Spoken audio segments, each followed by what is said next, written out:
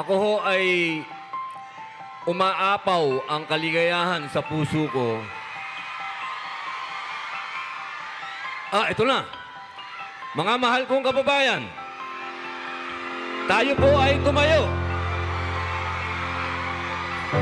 Atin pong salubungin ang pinakamagaling na Pangulo ng Pilipinas, Rodrigo Roa Duterte!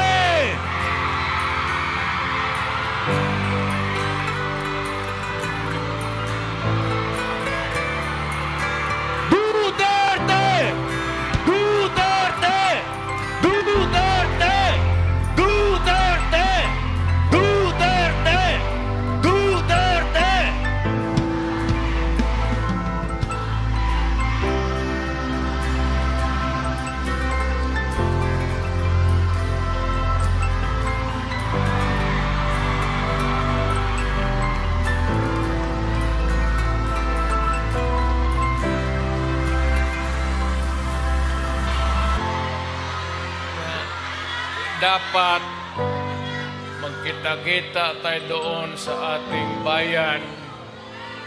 Kaya lang sa sitwasyon natin ngayon, kailangan talaga pupunta tayo sa ibang bayan maghanap buhay. Pero sa akin, the fact that malayo kayo sa pamilya ninyo,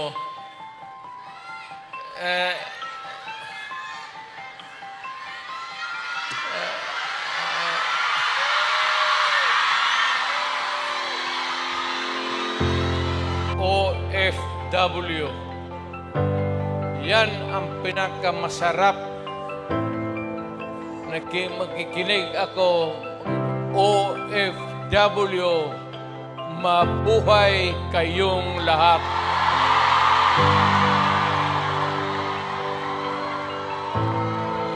At ang mundo dapat magpasalamat na merong mga Pilipino na